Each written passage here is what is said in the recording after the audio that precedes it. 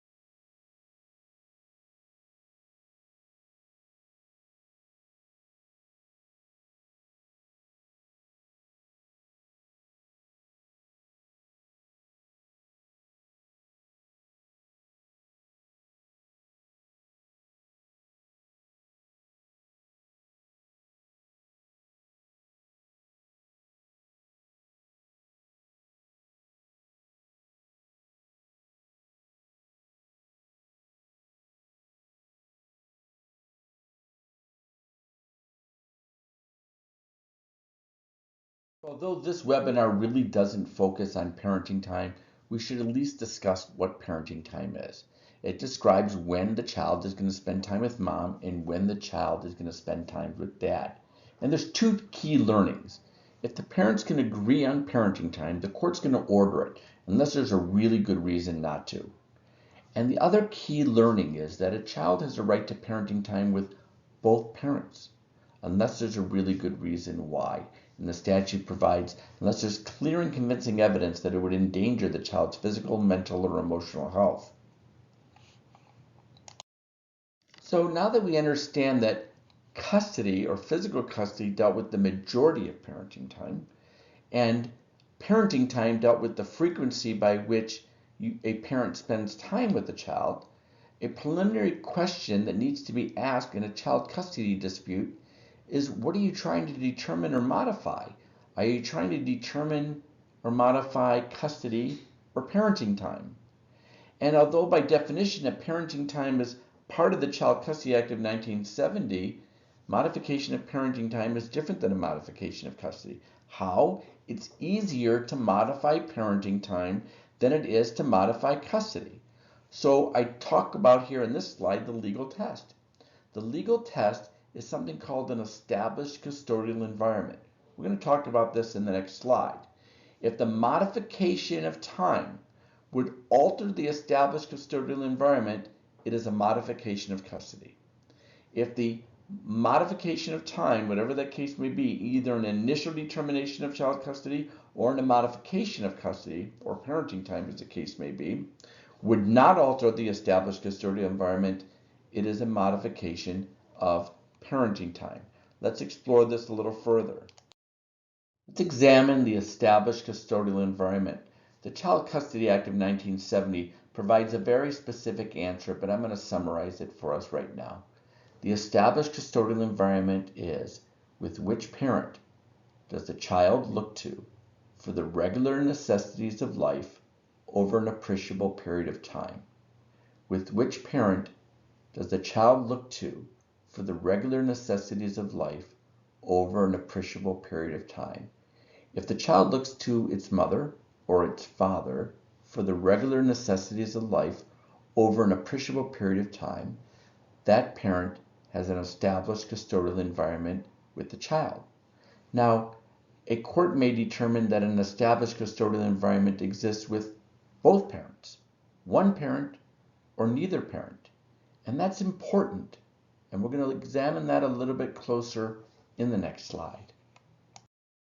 The reason the established custodial environment is so important is that it sets the evidentiary burden of proof for the 12 best interest factors. That is, how high of a burden do you have to meet when demonstrating your case, when trying to prove your case? If there is an established custodial environment with one parent, if the child looks to one parent for the regular necessities of life for an appreciable period of time, the burden is clear and convincing evidence. That is the second highest burden of proof available in the law. The key learning here is that courts are reluctant to remove a child from an established custodial environment. If the child has been looking to mom, for example, for the regular necessities of life over an appreciable period of time, the court will not remove the child from that established custodial environment without clear and convincing evidence. On the other hand, if there's an established custodial environment with both parents or neither parent, the evidentiary burden is much lower. It's preponderance of the evidence, or maybe 50-50 is what you may think. If one person's a little bit more, then the ruling would be in their favor. So it's a much different case if there's no established custodial environment or an established custodial environment with both parents than if there is an established custodial environment with one parent. And it's also important to note, just to tie into the other slide regarding parenting time, if the child is spending the majority of time with one parent, what we used to call sole physical custody that we now call the primary custodial parent, in almost every circumstance, that is an established custodial environment with that parent, because the child will look to that parent in most circumstances for the regular necessities of life over an appreciable period of time. And if the proposed change in parenting time or determination of parenting time would alter that established custodial environment, it really is a change in custody. On the other hand, if that proposed determination or modification of parenting time would not destroy or disrupt the established custodial environment, maybe a parent going from every other weekend to adding another overnight or two, but the child will still be looking to the other parent, the one with the established custodial environment, then that's just a modification of parenting time. I hope I've clarified that because it really is a complicated area of the law. Now, when we're trying to modify custody, it's a little bit different than a determination of custody. There's an extra step. When we're trying to make a determination of child custody, there's really two steps. Is there an established custodial environment, which tells us the burden of proof? And how do we evaluate the 12 best interest factors? Step number 1, establish custodial environment. Step number 2, an examination of the 12 best interest factors. But there's an initial burden in modification of custody, and that is there proper cause or a change of circumstance? And the seminal case was Vadvarka versus Grassmeyer, which sets the definition for proper cause. Proper cause to change custody, first thing you need to know is it must be since the entry of the last order things have changed. You cannot just leave court with the custody order and then file a new custody request or motion the next day, because there must be a change, proper cause, relevant to one of the 12 best interest factors that we're going to talk about in a few minutes, and it must be of such magnitude to have a significant effect on the child's well-being. That's what proper cause is. It must be something related to the 12 best interest factors that is relevant of such a magnitude that it would have a significant effect on the child's well-being. Let's take an example. Let's say that a child is going from junior high school to high school and now wants to spend more time with dad. That probably is not of significant magnitude to have an effect on the child's well-being to warrant a modification of custody. It certainly may be under a case called Shade versus Wright for parenting time, but a custody change, changing that established custodial environment, requires a much higher threshold. Well, what if the child is no longer doing well in school, is failing school, and has newfound emotional issues because of the relationship with the parent? Well, that may be of such significant magnitude to have an effect on the child's well-being and be proper cause to change custody. So that's the initial burden of proper cause. But it's or a change of circumstance. So circumstances must be a material change. That means the conditions surrounding the custody order could have a significant effect on the child's well-being have really changed. There's been a big change since the entry of the last order. And it's important to understand that it's since the entry of the last order, there's been proper cause or change of circumstance. If you do not meet that burden, you cannot seek modification. If you've met that burden, it's the same case now as a original child custody determination, which we're going to talk about now. Let's recall the two steps in determining custody is first to determine if there's an established custodial environment that sets the threshold or the burden of proof that we need to establish, whether it's clear and convincing or preponderance of the evidence, and then we examine the 12 best interests of the child factors. Now, it's important to note, and I want to share this with you in the onset, that not every factor is necessarily relevant in every case. And not every factor has to be equally weighted. In one situation, maybe the moral fitness of the parties is so paramount that it outweighs all of the other factors, but they all need to be considered. Let's go over what they are. All right, well, let's talk about the first 6 here. I've scrolled through and identified them here. And when you look at these factors, like the love affection factor that we have as A, you may feel, well, I'm equal. Well, how do I prove that?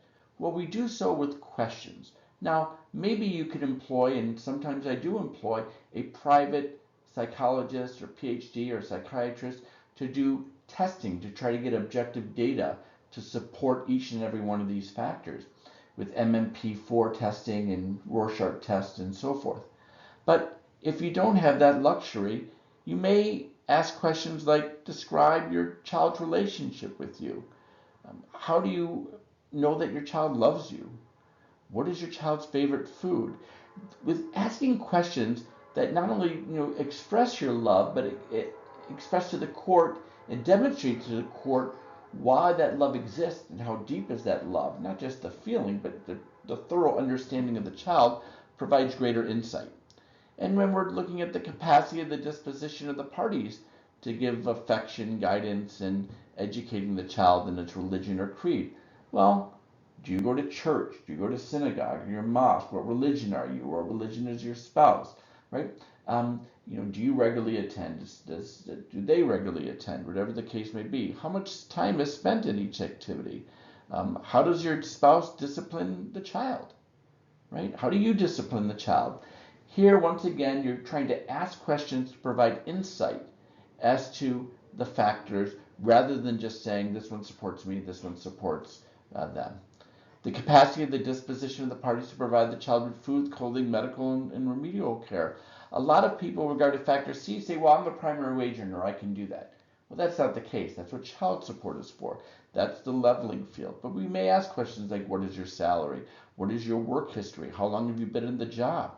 Do you provide the child with food and clothing? Who arranges for the child's doctor's appointment? All of these may be relevant to factor C. With regard to factor D, the time that you've lived in a stable environment. Have you moved? Have you had multiple apartments or homes? Are you planning on moving again? Courts want to have consistency with regard to instability with regard to a child. How has parenting time been consistent since the separation if you're separated? Who lives with you? How does a child feel about who you live with? Where you live, does the child have friends there? All of these are relevant to factor D. Same thing with the permanence of a family unit. Sometimes there's a little bit of overlap here. How many times have you been married? How many times has your spouse been married? What future home do you anticipate having for your children? May give some credibility to the factor of permanence of the family unit. Now, with regard to moral fitness of the parties, a court cannot impose its own morality on a party. That's been demonstrated by a couple of Michigan Court of Appeals cases. But if a party has regularly, been arrested for drunk driving, or has committed adultery, and even to the extent, I don't think adultery in and of itself will support a notion of moral fitness, but maybe introducing that paramour or that illicit relationship to the child while you're still married certainly goes to the morality of a parent. Take a closer look at the next 6 best interest factors. The first is factor G, being the mental and physical health of the parties. Clearly, if an individual or parent has a physical ailment or a mental ailment, as the case may be, that may impair his or her ability to have the majority of parenting time or even overnight parenting time, or impact their ability to make major decisions, is relevant in a best interest analysis, regardless of the standard. Now, the home, school, and community record of the child. How is the child doing in school? What school does the child attend? These types of questions. Do they participate in extracurricular activities? Are you there to support these extracurricular activities? All are relevant in determining what's in the best interest of the child. The reasonable preference of the child. When examining this factor, it's important to note, and people always ask me, well, what age can a child decide with which parent they want to live with? And the answer is when the child's 18. Children do not decide. Parents decide. Now, when is a child of sufficient age to express a preference? Depends on the child. Is the child of sufficient maturity to express a preference?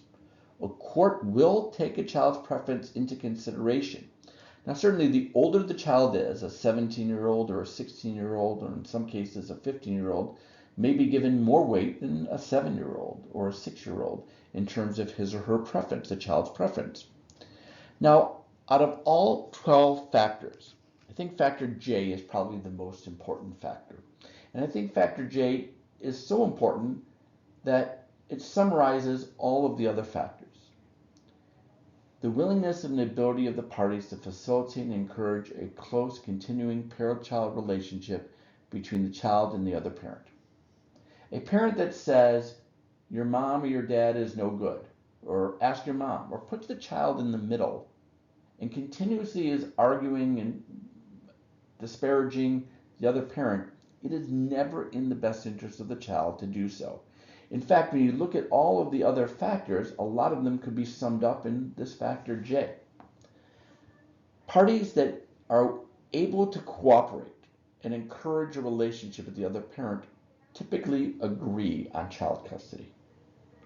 It's my hope that in your case, you can reach this ability, that is to foster and encourage a good parent-child relationship between both parents. But experience has taught me that often isn't the case. So if there are emails that are going out or the child's being placed in the middle, these are things that you want to keep and you want to use as evidentiary support of your child custody determination. Certainly domestic violence is never in the best interest of the child, even if the domestic violence is outside of the child's preference. Now, when it comes to best interest of the child, and for many laws, especially in family law, there's usually a catch-all. Any other factor the court might consider to be relevant, whatever that case may be. If there's something else out there, yes, all of these favor one parent or the other parent, but here's a really good reason why we shouldn't award custody to this parent or vice versa. Whatever that case may be, the court can exercise judicial discretion and consider other factors outside of these 12 best interest factors or the 11 other factors. Now, once again, it's important to realize that the court must consider all of these factors. They don't have to write about every factor. They may just hold, well, in examining the factors, I feel or we feel that factor A, C, and D favor the father, but factor G is so important in this case, the mental and physical health, that it outweighs the fact that the other factors favor the father and I'm awarding custody to the mother. So they're not all equal, and all the factors aren't given equal weight. But all 12 best interest factors must be taken into consideration when issuing a child custody award under Michigan law. It's a very complicated subject, and realistically, we've only covered the surface of it, even though we've gone into great detail. Let's try to summarize what we discussed and what we learned. There are two types of custody: legal custody and physical custody. Legal custody is almost always joint. It's major decisions regarding or legal decisions regarding the child. If there's a dispute, you go to court. Physical custody, we don't use the term physical custody anymore, maybe just for political correctness purposes. Sometimes we just call it joint custody or primary custodial parent or parenting time. But physical custody, using these other words, describes who has the majority of parenting time. If it's equal, it certainly is joint physical custody. If it's not equal, even though it may be given a different word, it's sole physical custody. Now, if you're trying, or if you have a custody dispute, remember, if you can agree, a court's going to enter that agreement unless there's a really good reason not to. There has to be clear and convincing evidence not to enter the agreement of the parties. If this is a modification or the original determination, if it's a modification of custody, you have to meet the threshold requirement of proper cause or change of circumstance since the entry of the last order. If you don't, it's the end of the road.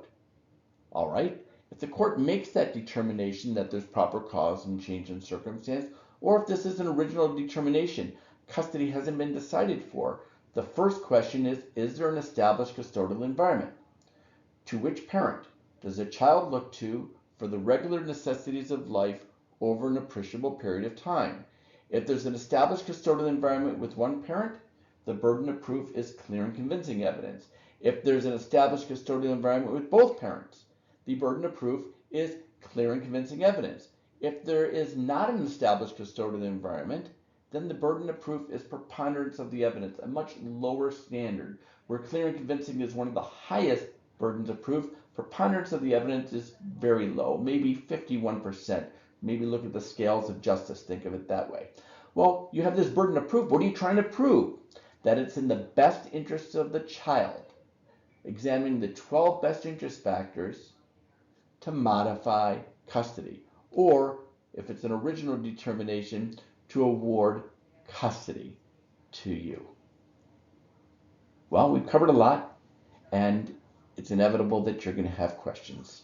If you do, feel free to contact me at any time. Well, I'm hopeful that you found this webinar on child custody in Michigan informative. Of course, if you have questions, I invite you to email me. I provided my email address at the bottom of the screen here, along with my phone number. I also have a support team of lawyers and staff that can help you and provide guidance for you. Let it be our privilege to help you. Once again, thank you and good day.